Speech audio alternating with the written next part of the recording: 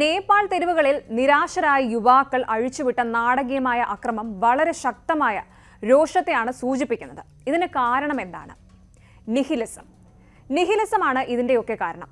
ജീവിതത്തിന് ആന്തരികമായ അർത്ഥമോ ലക്ഷ്യമോ ഒരു വസ്തുനിഷ്ഠമായ മൂല്യമോ ഇല്ല എന്ന ഒരു ഫിലോസഫിക്കൽ വ്യൂ ആണ് നിഹിലിസം എന്ന് പറയുന്നത്.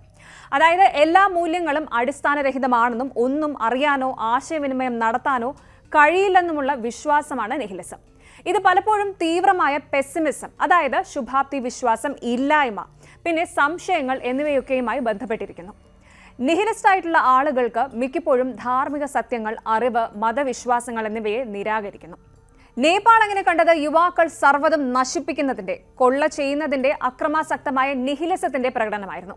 ജനസംഖ്യയുടെ 40% വരുന്ന ഈ യുവാക്കൾ സിസ്റ്റമാറ്റിക് നെപ്പോട്ടിസം, അതായത് വ്യവസ്ഥാപരമായ സ്വജന പക്ഷാപാതം, ഒന്നുകൂടെ വ്യക്തമാക്കിയാൽ യോഗ്യതയുടെ അടിസ്ഥാനത്തിൽ അല്ലാതെ അധികാരവും സ്വാധീനവും ഉപയോഗിച്ച് സാധാരണയായി ജോലിയിൽ അല്ലെങ്കിൽ അങ്ങനെയുള്ള സംഭവങ്ങളിൽ കുടുംബാംഗങ്ങൾക്കോ അടുത്ത ബന്ധുക്കൾക്കോ അന്യായമായ നേട്ടങ്ങൾ നൽകുന്ന ഒരു രീതി.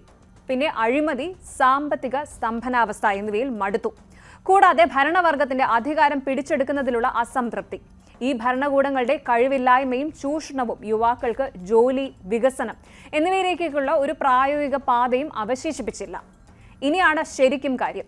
ടിക്ടോക്ക്, ഫേസ്ബുക്ക്, ഇൻസ്റ്റഗ്രാം പോലുള്ള സോഷ്യൽ മീഡിയ പ്ലാറ്റ്ഫോമുകൾ ഈ നിരാശയിൽ വഹിച്ച പങ്ക് ചെറുതല്ല. അസംതൃപ്തരായ യുവാക്കളിലേക്ക് ഈ പ്ലാറ്റ്ഫോമുകൾ ലോകത്തെ തുറന്നു കാണിച്ചു. ഇനിയാണ് മാനസികാവസ്ഥയുടെ കാര്യം വരുന്നത്. ശരിക്കും കാര്യം ഇങ്ങനെയാണ്. ടിക്ടോക്ക്, ഫേസ്ബുക്ക്, ഇൻസ്റ്റഗ്രാം പോലുള്ള സോഷ്യൽ മീഡിയ പ്ലാറ്റ്ഫോമുകൾ ഈ ഒരു നിരാശയിൽ വഹിച്ച പങ്ക് ചെറുതല്ല. അസംതൃപ്തരായ യുവാക്കളിലേക്ക് ഈ പ്ലാറ്റ്ഫോമുകൾ ലോകത്തെ തുറന്നു കാണിച്ചു. പ്രതീക്ഷയില്ലാത്ത ഭാവിയും സമൃദ്ധമായ നാളെയും തമ്മിലുള്ള വ്യത്യാസം കാണിച്ചു കൊടുത്തു. സർക്കാർ ജോലികൾ, വിദേശ വിദ്യാഭ്യാസം മുതൽ ഡിസൈനർ ഹാൻഡ് ബാഗുകൾ, ആഡംബര ആനുകൂല്യങ്ങൾ വരെയുള്ളവയിൽ കോട്ട നേടുന്ന നെപ്പോ കിഡ്സിന്റെ അല്ലെങ്കിൽ അവരുടെ ജീവിതശൈലി, വരേണ്യവർഗ പദവി എന്നിവയൊക്കെ ഈ പ്ലാറ്റ്ഫോമുകൾ കാണിച്ചു കൊടുത്തു.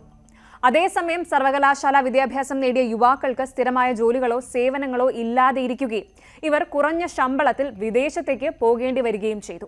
ഇത് നീരസം വർദ്ധിപ്പിച്ചു, അവരുടെ പ്രതിഷേധം വർദ്ധിപ്പിച്ചു. അങ്ങനെ പൊതുമുതൽ നശിപ്പിക്കുന്നത് രാഷ്ട്രീയ ആക്രമണത്തിനെതിരെയുള്ള പ്രതിഷേധമായി മാറി. മറ്റു മാർഗങ്ങൾ നിലവിലില്ലാത്തതിനാൽ പരാതികൾ അറിയിക്കാൻ അക്രമം മാത്രമാണ് ഏക മാർഗമെന്ന നിലയിലായി കാര്യങ്ങൾ. പ്രതീകാത്മക നിഹിലിസമായിരുന്നു അത്. 4 ജീവിതം മുന്നോട്ട് കൊണ്ടുപോകാൻ പാടുപെടുന്ന ഒരു രാജ്യത്ത് സോഷ്യൽ മീഡിയ നിരോധനം ഒരു ട്രിഗറായി മാറുകയായിരുന്നു. യുവാക്കൾ എതിർത്തപ്പോൾ ഭരണകൂടം ക്രൂരമായി ശക്തമായി പ്രതികരിച്ചത് തീർച്ചയായും സഹായിച്ചതുമില്ല.